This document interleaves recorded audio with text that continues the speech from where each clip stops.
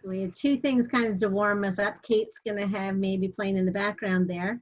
CBC Music. Gretchen introduced us to some Indigenous resources last week. And so one of the things she talked about was sharing creations or information from Indigenous artists and historians. And so CBC is a great playlist for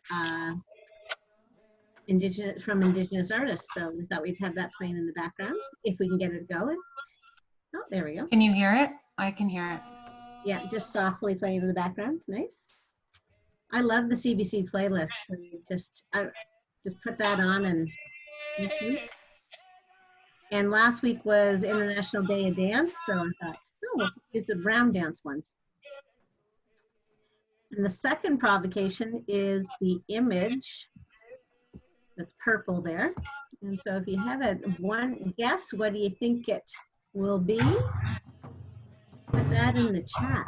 See if we can figure out what that is.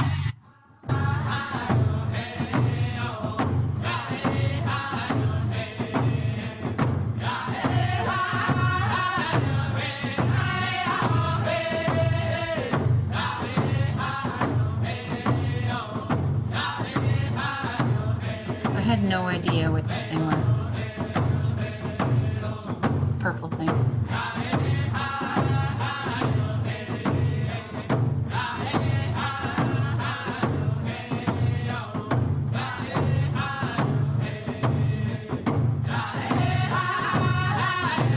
Is anyone guessing yet, Pam? Yeah.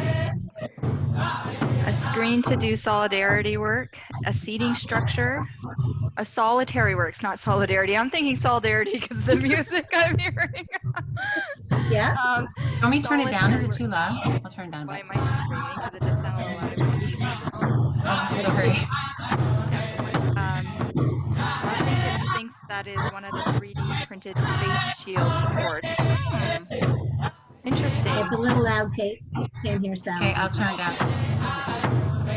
How's that? It measures your snacks from Mike. Diane's saying that she can't concentrate on the words because the music is so loud. Oh my gosh, I turned it way down. We're getting started. I will have to figure out this audio because I have it like it's, oh, I see. Maybe here. Is that better? Yeah. But it's 2 o'clock now, so we can get started. Oh. Yeah, we've had quite a few guests. Who said measuring snacks? Snacks should never be measured. Just enjoy it and leave it. Yeah. Okay. All right. Mm-hmm. So we'll get back to the purple thing. It won't leave you hanging. Yeah, the answer to that is coming at the end. Okay, so can you see my screen now, everybody? We're on the quote now, everybody can see it? Okay, so this is a quote we've been starting with. If you want to go quickly, go alone, and if you want to go far, go together, and that's why we're here together. And this week, in the junior office hour, we thought this was kind of the theme, keeping the connection alive. We've been hearing lots of things about students kind of dropping off a little bit and workloads and our own that kind of fatigue thing. With all of this, like maybe we're struggling to be connected to. Yeah. So we thought we would maybe address some of those struggles and what we can do about that. So we have Pam Gallant, who's the assessment and evaluation consultant for our board, and Sally Parkinson, who is an instructional coach for our board, and myself, I'm Kate, and I'm also an instructional coach for our board. So welcome. Okay, and Sally, sorry, go ahead. I'm just jumping right on cue there, Kate. So we're looking at an aerial view of Aamjiwnaang First Nation. You can see it's in the center there, the green area, and then the area surrounding it you can see. So we thought we'd start with this picture because it's a great image of, you know, it's not the entire community, but you can see the community there, and it also can spark some good discussion. if we think about what life was like and what that area might have looked like maybe 100 years ago, it was quite different. And if we asked our kids to think about that, it would be a good way to get some thinking going, and thinking about what maybe somebody who was living almost 100 years ago, and if they're still living, how much change they've seen in that land, and what is life, how has life changed because of the use of the land for those people that are living there still. My grandpa lived in, I can't really point because I'm in charge, but he lived kind of towards the front of this image here, and he when he was younger, and then he moved further up into the like green section, and he said that when he was younger he used to shuttle people across the river to go to work, because there's plants that were on the other side of the river where they would go work. And so he used to shuttle people back and forth, and he said that at one point the water used to freeze over in the river, which I don't he said something about the big ships coming through, but I don't know, he's not alive to talk to him about that today. But I think it's a good thing to think about, like change of time, and I think it's a good start for our acknowledgement of our traditional territories. So we would like to acknowledge that the land that we are connecting through today is part of the traditional territory of the Chippewa, Ottawa, Potawatomi, and Delaware nations. Next slide, Kate. Sorry, yep, I'm on it. Okay, so I see in the chat here that somebody's asking about getting a copy of that photo. I actually have a link to a document I'm going to send out to you in a bit today. I will put that image in there, and I'll also put the link where we got it, so then you can access that as well as the other things we're going to share out today. So we're going to go to a breakout room. We're going to have a quick 5-minute discussion. When you go, there's nothing you need to do. Rod in our background is just going to move us all around. He's going to connect us with some people, and we're going to have a quick chat. So as Kate already said, this is our topic for today, and we're hoping that you can join and add to that topic with us. So what have you noticed about your students and their connecting? Like, you can think about their connecting through like live sessions that you're having, or maybe contributing to by handing in their work. There's a bunch of different variables there that, you know, where kids are connecting. So how is that going? Has it changed from the beginning? Is it increasing, decreasing, staying the same? And what could you possibly be attributing to those changes? So if you could think about that when you head over into your group. Don't feel obligated to turn on your video, but if you want to, please do, and it makes communication easier, but there's no obligation. And if you don't want to share, that's okay too. There'll be a few people in the room that can.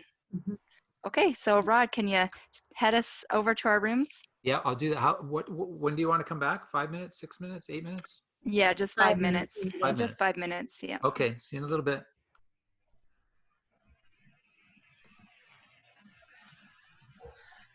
Yeah, I picked up an Oculus Quest VR system. That's been a great escape. Oh, you're fairly distracted.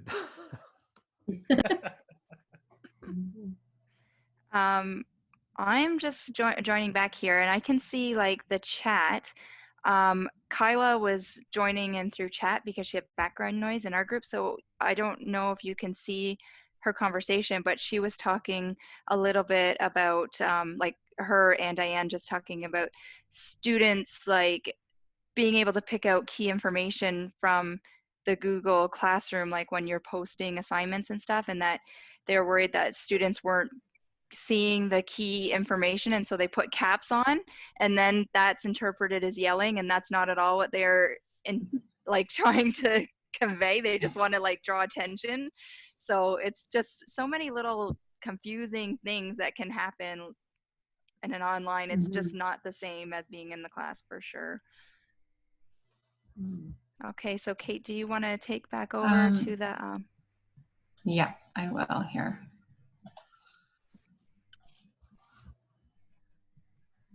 Okay, can you see my screen yet? Let me know. Yep, we can see it. Okay, so I'll move ahead here. Oh, we forgot to say this about Rod, sorry.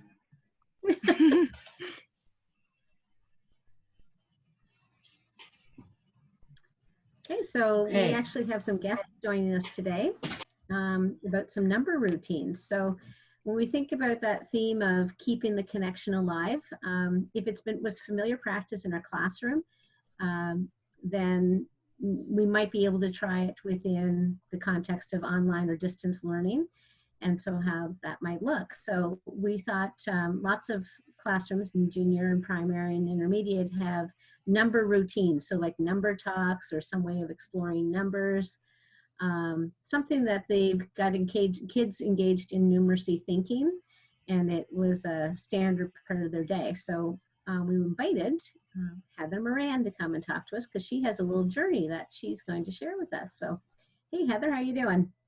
From the patio.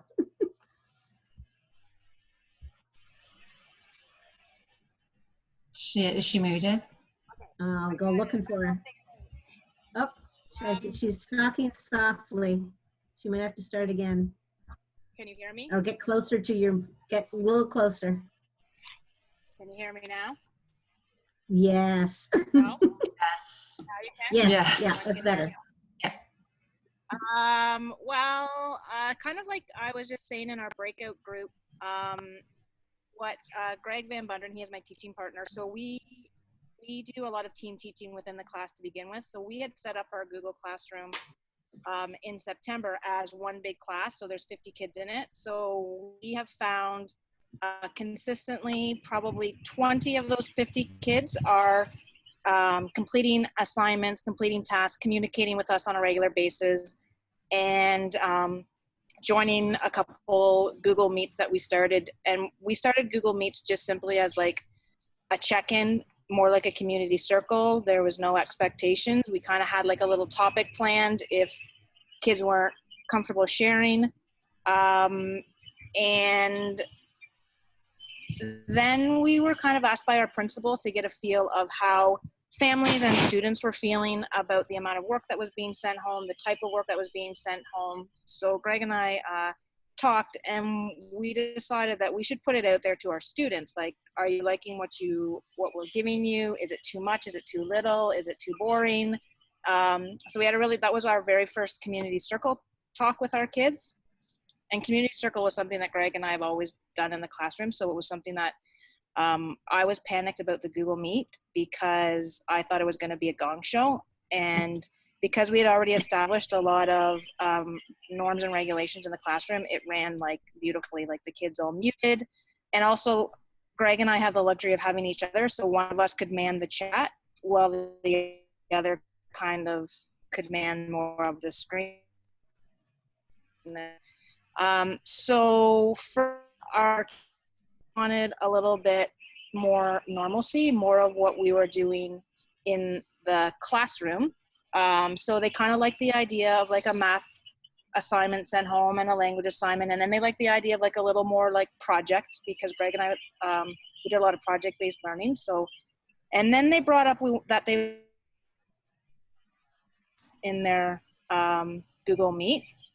And I'm sure Heather, everybody did the mad dash to their school, and then. Hang on, you kind of blanked out there for a minute. What did they ask for in their Google Meet? They asked for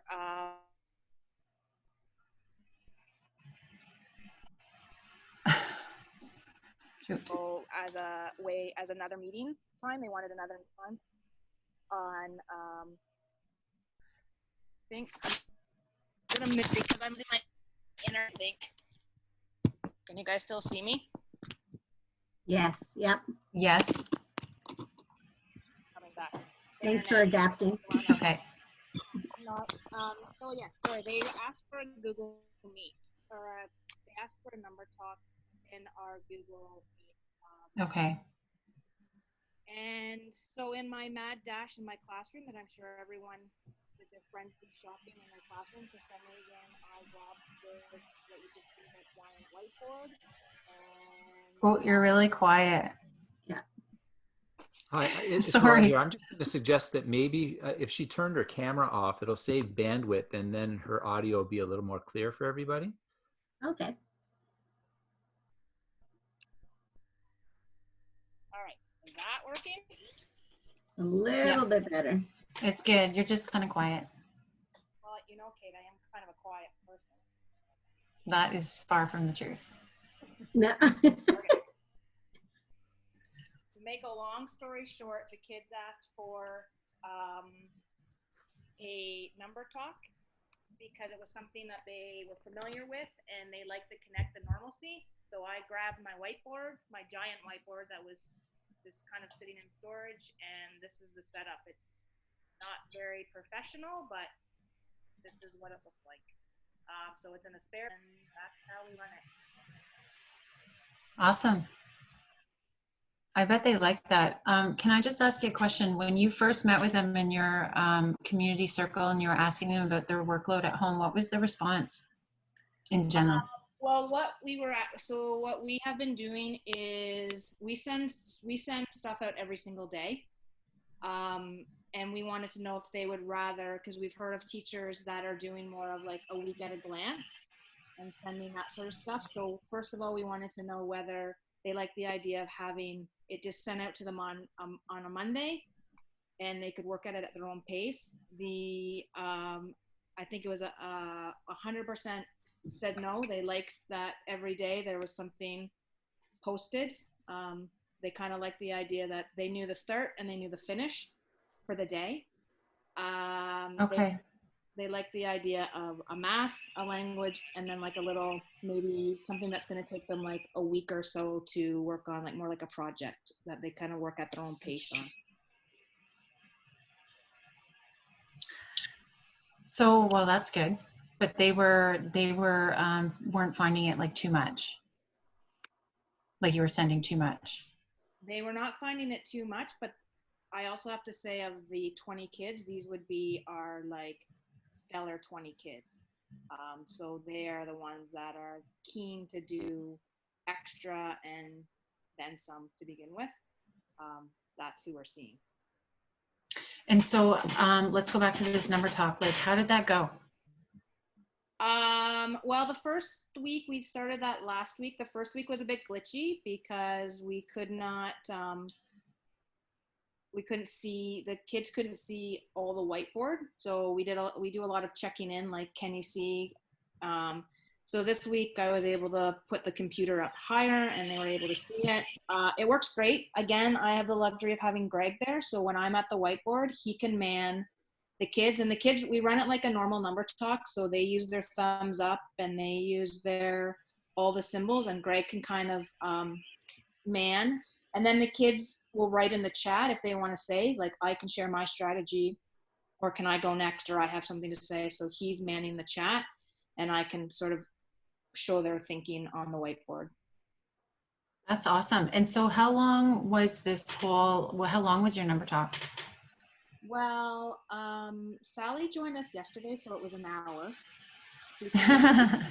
We all know Sally. She loves it.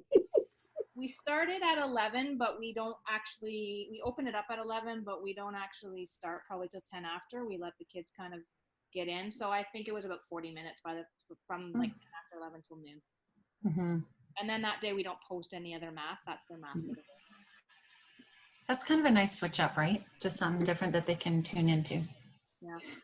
They seem to like it, and they seem engaged in it, and they are willing to share their ideas. And yeah, it's just, we've actually had some kids say, like, can we do Google Meet all day, like a regular day?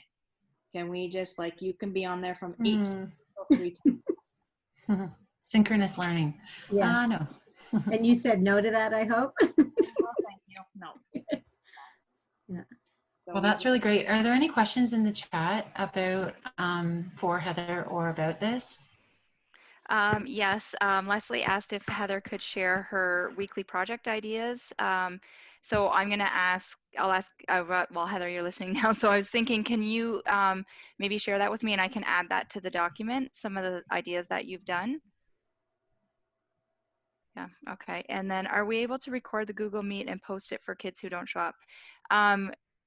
My thoughts on that is that if you're not showing faces, if the faces and the names aren't visible in the recording, then I think that would be something you could share.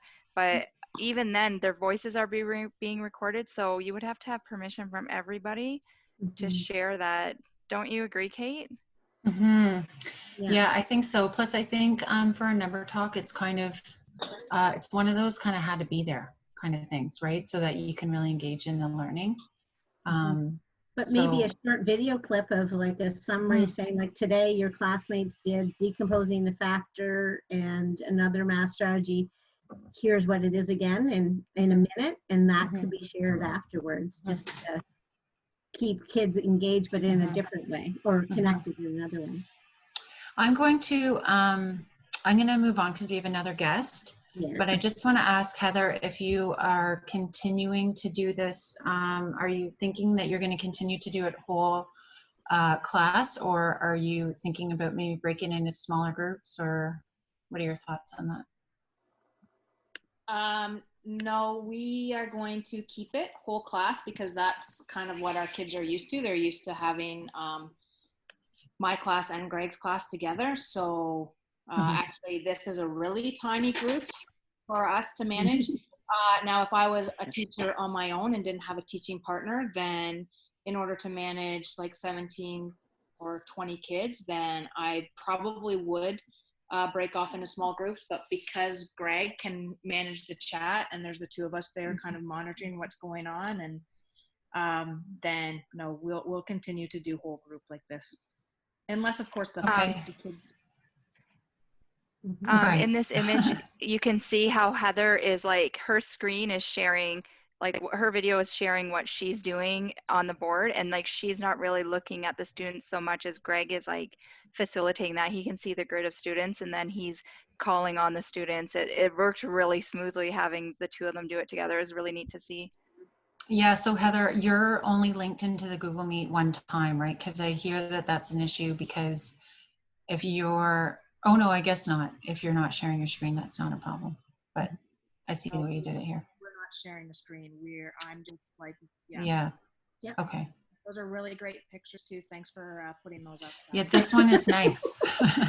And there's those images there. Rod's gonna blur all those names out and the faces out. So because he will share this later, so that's all gonna be blurred so that those students won't be seen. Okay, should we go to our next? Thanks, Heather. Thanks so much for sharing.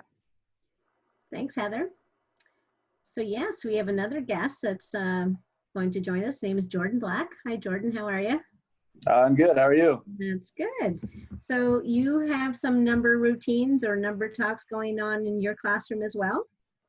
Yeah. So we've been going for about 3 weeks now. So we do Monday, Wednesday, Friday at 12:30. I have 23 students, so I split my guys up into 3 groups. So yeah, it's certainly been a process, but we're kind of learning day by day, and it's been pretty good so far. So why did you choose to start with the number talks? I had one Google Meet, and I had, I think, about 20 out of 23 students that came on, and we kind of did the same as Heather, just chatted about the workload and how things were going. And I had a conversation with Carrie Lynn Smith, my principal, and we just kind of decided to try it and see how it would go. And we keep trying to perfect the process. It's kind of, I think it's come a long way from where we initially started. But yeah, we just decided to go for it. And fortunately, Carrie Lynn and Sally have tuned into my number talks and have given me feedback. So it's been really helpful. That's good. You know, when we talk about kids being connected, it's also really important for us as educators to be connected. So it's nice to see that you're leveraging other people to help you keep this going. So do they actually sit in on your number talks with you? Yeah, Carrie Lynn has been on probably, I would say 75% of them. Okay. And Sally's been tuning in when she can. She actually led yesterday, but she was with us yesterday with my group too. So yeah, it's been really nice that way to have another educator to, you know, talk about what's going well and what she likes and what she would change type of thing. So that's been a big plus. And you said you were doing small groups, so your groups are like 7 or 8 kids? Yeah.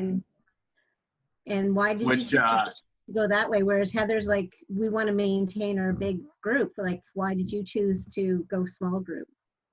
I just thought it'd be more manageable. when I did Number Talks in Classic, we usually did about 3 per week. I did whole group. My kids are pretty good, I'd like to think, at Number Talks, and that's a big compliment to their teachers in the past. I know Karen Darget's Woo's on here right now. She did a great job with them. So my guys are kind of rock stars with it, I think. But I felt it would be a lot more manageable with 3 groups. I think this was also before I found out about the Grid Chrome extension. But yeah, I've just found that 3 groups is way easier to manage. Awesome.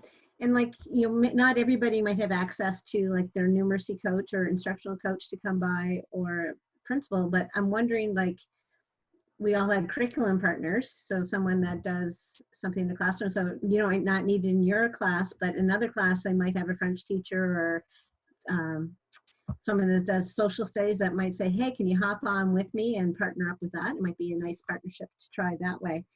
Yeah, absolutely. And what tools are you using to do it? So Heather used like a whiteboard, a real whiteboard.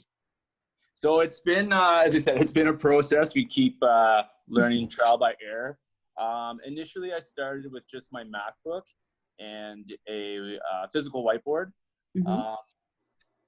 The part we didn't like about the physical whiteboard was just that the other students couldn't hear, or they couldn't see me documenting their peers' thoughts in real time.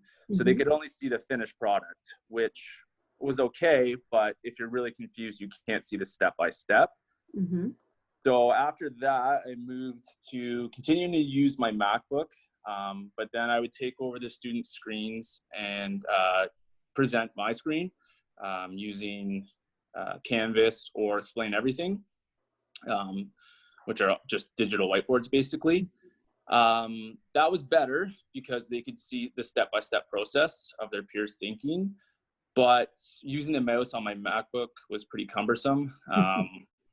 It was just slow and hard to keep it legible. I don't have the greatest handwriting at the best of times, so that was a little challenging. And you're switching back and forth between apps too. So after chatting with Carrie Lynn and Sally, now I'm at the point of using 2 pieces of text simultaneously. So I'm joining the Google Meet with my iPad to start, and that's what I'm using to present my screen with. That way I can use a stylus, or fortunately Carrie Lynn bought me a Apple Pencil, which is fantastic. And then I join in with my MacBook. I just go in muted and without the camera. So that way the students are seeing my iPad screen, and with the Grid Chrome extension, I can see all of their faces.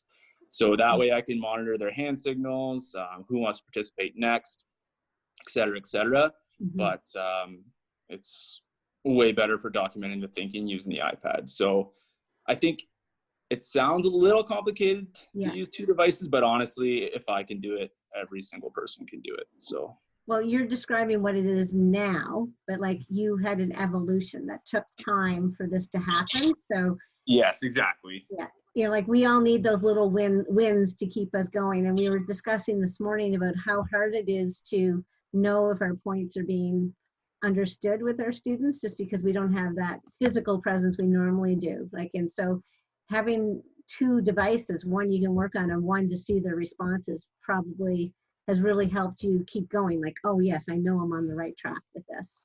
Yeah, absolutely. I mean, it's certainly not going to match what you're doing in the classroom, but I think it's as close as I can probably come. So it's been pretty good. I think, fortunately, with working with Sally and having Carrie Lynn in my room as well, during the school year coming into my number talks, they've been very helpful, kind of, you know, to help maintain some routine as well. My kids really enjoy working with both of them. So when they're on, they're pretty pumped to see them. So that's been helpful too. That's awesome. Well, thank you so much for sharing. Give us lots to think about. And there's been some comments in the chat there. So Sally, anything we should throw it to Jordan to share, or echo saying like, yes, this is working? Yeah, there was just comments about like trying to write with a mouse is like a nightmare. It's slow. I know I have, when I've used Canvas, and I like when I'm working with a teacher, I try to use the similar tech to what they have.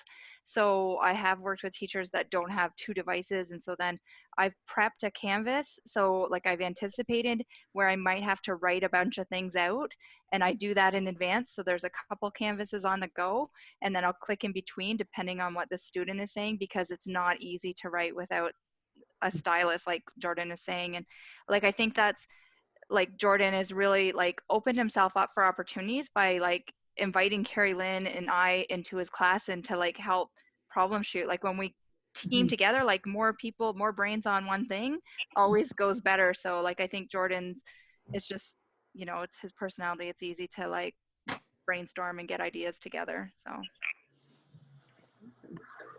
Thanks so much. What's up next, Kate? Thanks again, Jordan. Yeah, no problem. okay, so that's me. So Kate, you're gonna stop sharing the slide there, and I'm gonna take over. So I'm going to talk, so they're talking about number routines. So I'm just gonna go in and share with you some number routines that I've seen. So this is the document that's going to be shared with you. Can everybody see the screen there, Pam?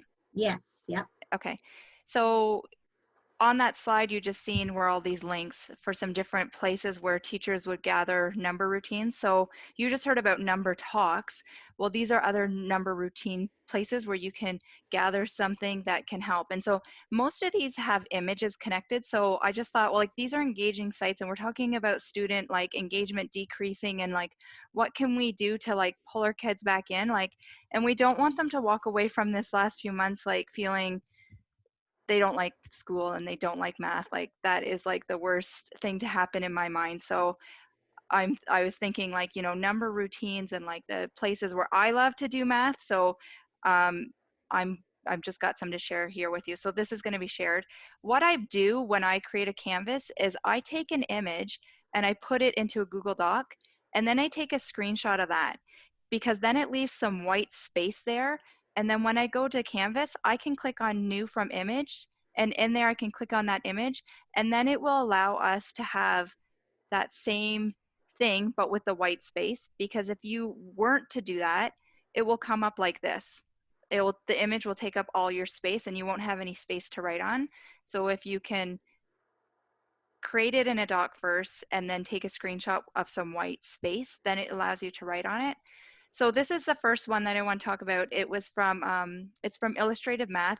There's, I think her name is Kristen Gray, and she works for Illustrative Math, and she's creating a daily math prompt, and it has an image.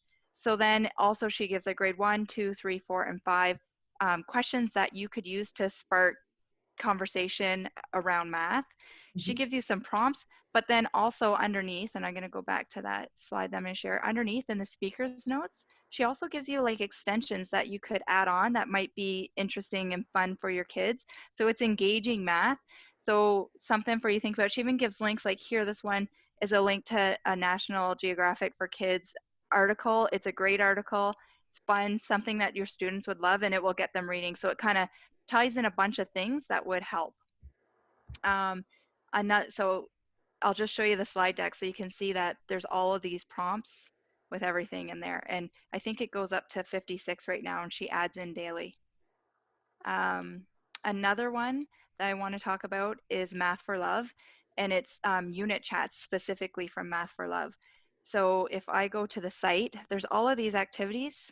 This is where you will come in, and then if you click on openers and you scroll down, you'll see the unit chats in there, and you could click in. Inside that unit chat, it gives you some ideas for how to go about a unit chat. So I feel like these unit chats can take you really far in math. It can go from just counting units. Like if you look at this image, it's like 1/6, 2/6, 3/6. Like what image, what do you see and how much do you see of it? Like all students can enter in this and talk about, somebody might talk about, oh, I see hexagons, and talk about whole numbers.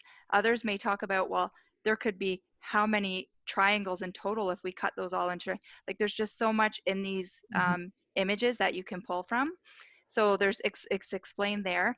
Same thing with fraction talks. This site has lots of images.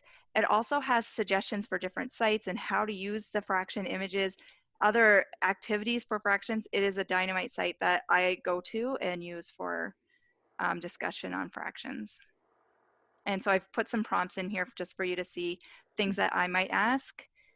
And then there's would you rather, and again, you don't have to do anything with this. You just put the image up and then it's a discussion that can happen. And then there's estimation 180, which a lot of us know about already. This one I think is amazing. And there's a little video that's connected. So if you went to this site, Steve Waborny, you could put this up on your Canvas, and then as the students are talking about how they see it, you could color it in. Your coloring in might end up like something like this. And then you could ask them like, how can we represent that thinking with numbers and symbols? And then you can start making connections, and like, you're gonna see the ideas big ideas that you want the students to know and be aware of when they're doing operations. And you can make those connections with students. So like a lot of rich conversation can come out, and it can come from the students because of what they're seeing. I find like when you have an image, you can pull like deeper thinking that's not there for them without the image. And then you can make the connection to the number representation. So then they're making an understanding there that they didn't have before. And then there's this mix and match that I add in there. This one is another one that I absolutely love. It's from Steve Waborny as well. And it's tiled areas. And it's like, it's an area question. And it's like, what's the area? I think the value in this is that like, they can see that you can decompose a shape, you can decompose a number, and they're making some strong connections there. You can start off easy with a number like 4 and stay in your whole numbers, or you could go with 1 and you're gonna end up talking about fractions. This here is more challenging. And so there's just some images in there and examples of what you could do and how the conversation could go. And here's what is the same or different. So I just think like there's so many fun things that you can have talk around math that might be maybe the way to go right now to help get students just enjoying math a little bit more. I think the visuals are the key. Like they're just good to look at, right? They're very open too, right? Mm-hmm. So it's interesting to see what they'll be thinking about and connecting to. Mm-hmm. Okay, Kate, you're going to take over the screen again? Yep, I'm on it. So just to clarify, Sally, you're sending everyone the link to that document? Oh, yeah. I'm going to put it in the chat right now. Okay. Are we calling those the show notes? It's actually, I don't actually have, I just made like a document. So it's, we should have show notes. That's the show note. We should. So if we think about our theme today, it's about keeping that connection alive and positive and growing or re-engaging. And we, like, when we started off our conversation today, we were asking if the numbers were increasing or decreasing or staying the same. Hopefully there's no feeling of judgment there. Like everyone's got their own story and their own journey in all of this and how they're connecting.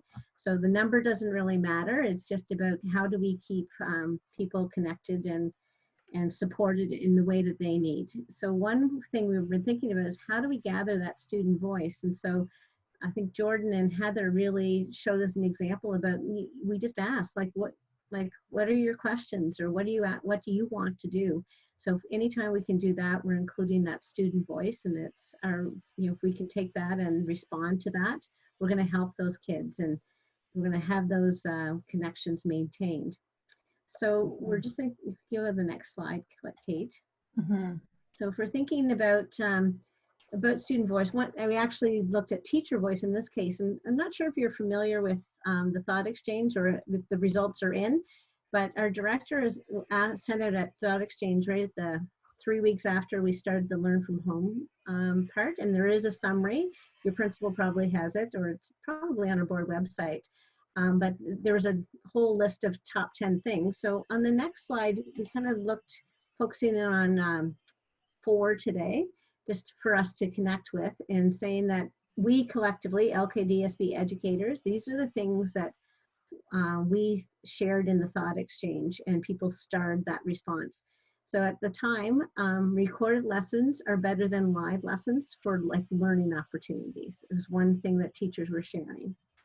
And teachers were sharing that everyone's home situation is different. That means our own home situations and our students' home situation is different. So acknowledging that. And there was a lot of focus, attention paid on less is more, let's keep it simple. So I think today we're really articulating that, like simple means it can be also taken as familiar, right? So let's go back. What do we know? How do we take these steps to engage our students? And that being flexible. So both Heather and Jordan really gave us those live examples of how they have been flexible to figure out how to make number talks work at home. So just a little snippet of what we collectively were sharing. And so we got thinking a lot about that recorded lessons part. And we're reading this article from Keep It Simple Schools Educational Leadership, and it's talking about learning at a distance. And one part that came out of that article is that as teachers, we can act in 4 different ways to engage our students. So they are whole class broadcasts, individual coaching and check-ins, synchronous meeting, and facilitating small and peer learning. So if we think right now, we are in a synchronous meeting. We set the time, 2 o'clock, we invited people in, we've got this format. So this is our time, it's a synchronous meeting. What Jordan explained with his number talk, like a Google Meet, and facilitate that small group, 7 kids, that's another way we can engage with students.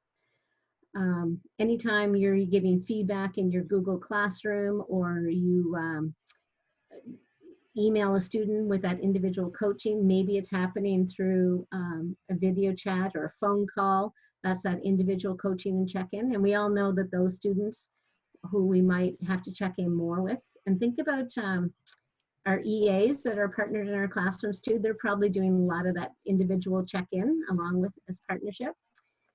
And the whole class broadcast is kind of like that recorded lesson piece. So if we were going to introduce a new strategy, say on fractions, we might record something else, or have a little snippet of us demonstrating something. And then the class can have that. It's a broadcast out to them, and they can refer to that whenever they want to.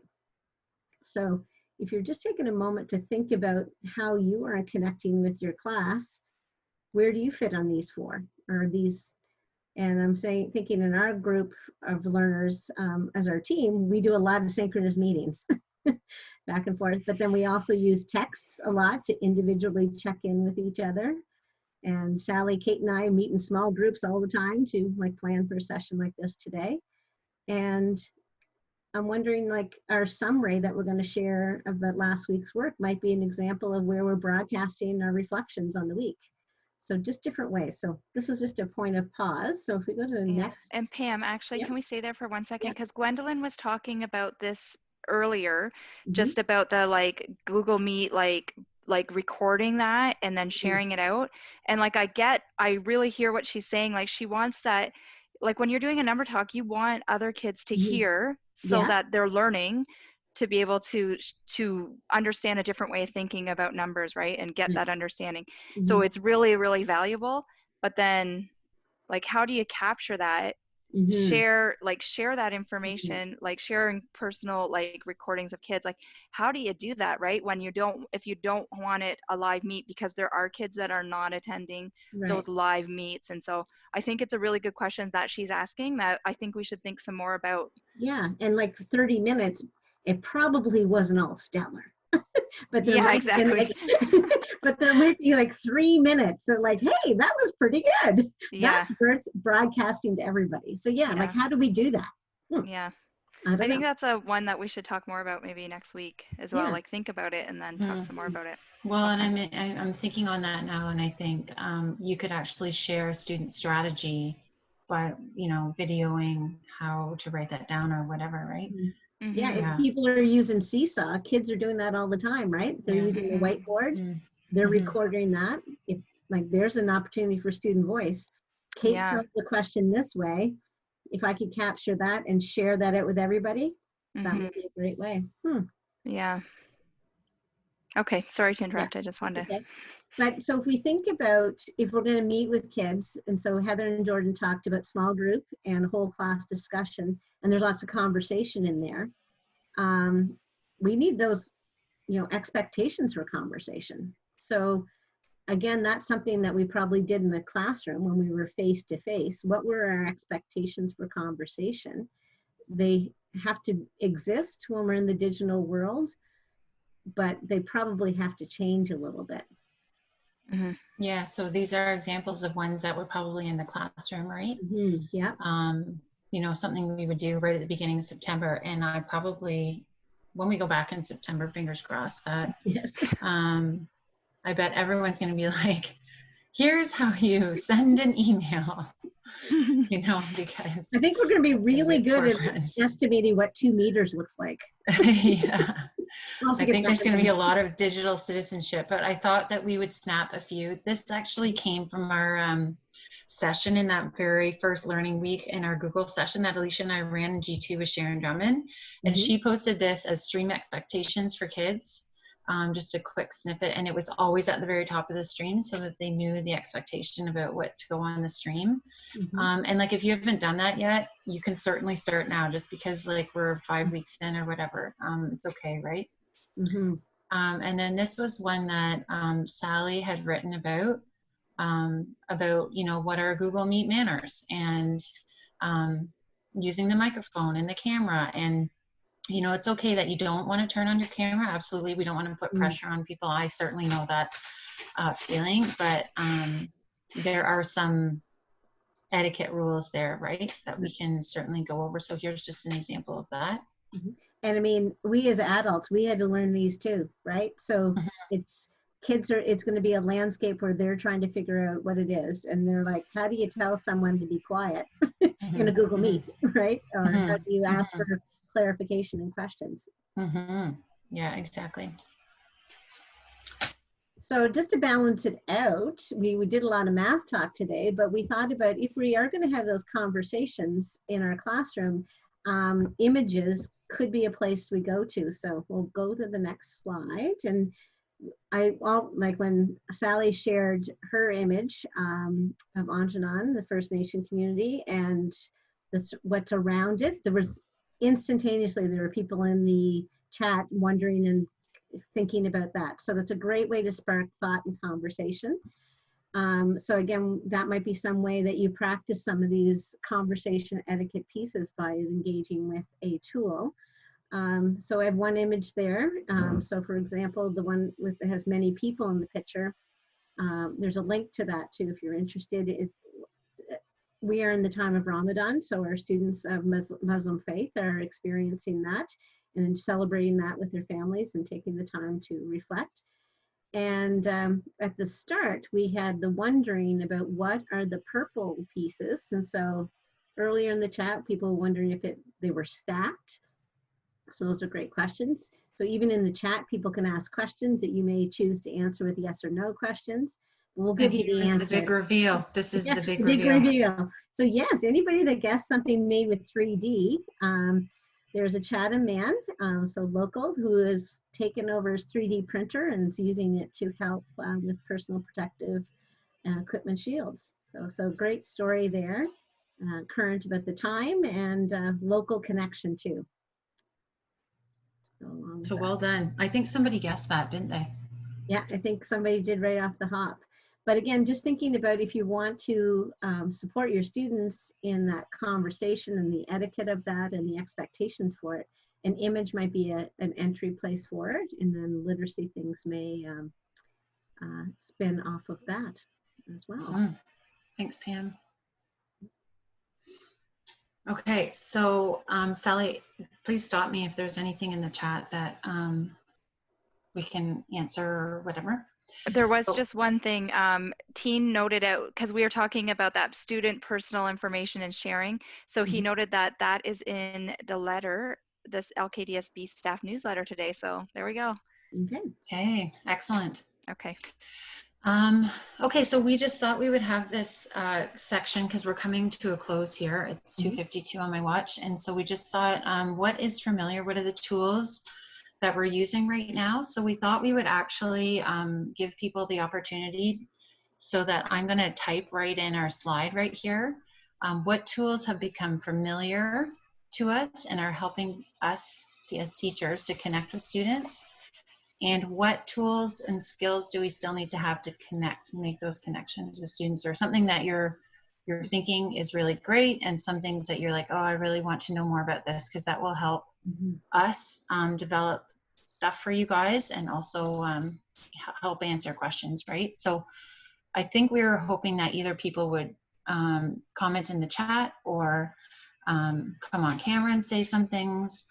Of course, like Google Classroom would be something I think that we would add in here, and Seesaw.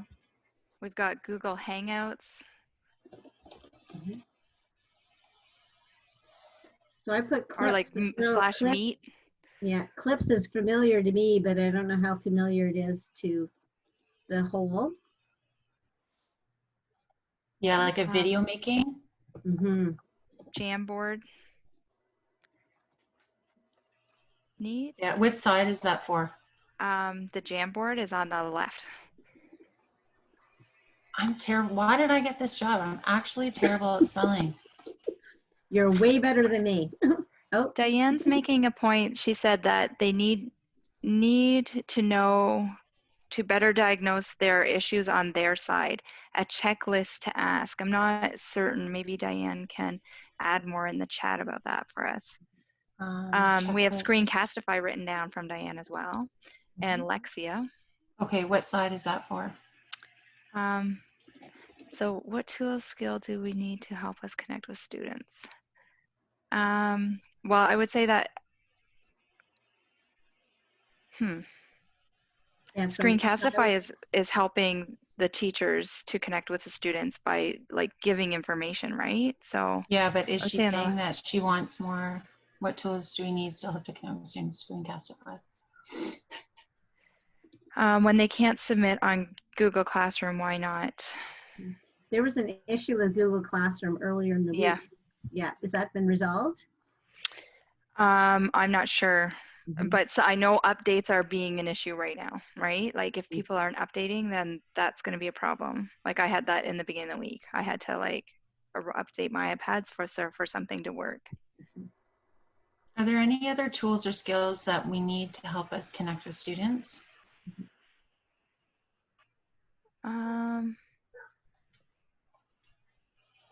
Katrina says she has a student that can't see anything on Google Slides. Yeah, so that's gonna, sometimes they're saying turn it, right? Turn the if they're on an iPad, it couldn't depend on what piece of technology they're on. Katrina, I'm gonna write your name down and we can talk about that.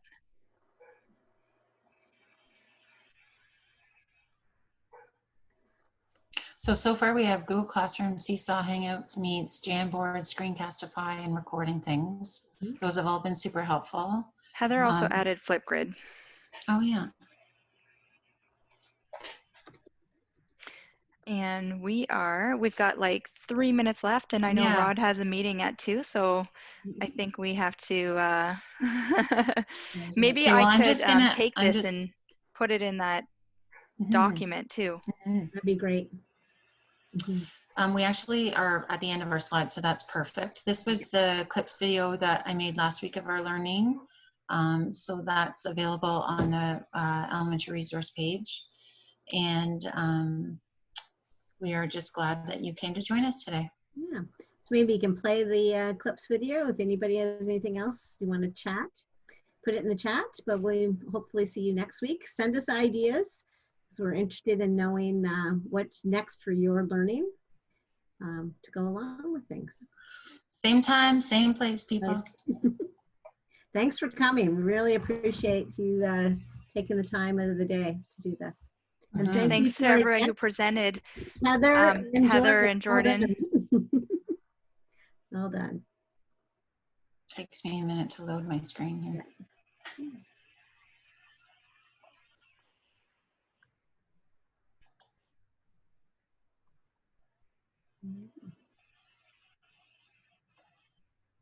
You know what? I don't know if I Oh, there's an error. I I don't can know. put the link to the video into our document. It's on social media too, but just Yeah. those of you that aren't connected, we encourage you to find us on Facebook or Instagram. I know Facebook's been a great spot to get some questions answered too, so thank you. Thanks, Rod, for hanging out with us again today. It's always a pleasure. I was just going to suggest something to you. I don't know if you want to do this or think, but it's something to think about is Yep. those different tools. Like some people might have familiarity with them. You might consider doing those as a breakout session where you could have breakout sessions on different topics people could go to. It's something to think about anyway. Mm-hmm. Whatever you choose to do, I'm sure it'll work out well. Mm-hmm. Yeah, that's a good idea. Thanks, Rod. Okay, we'll see y'all later. Always Okay. Thank you. Bye, everybody.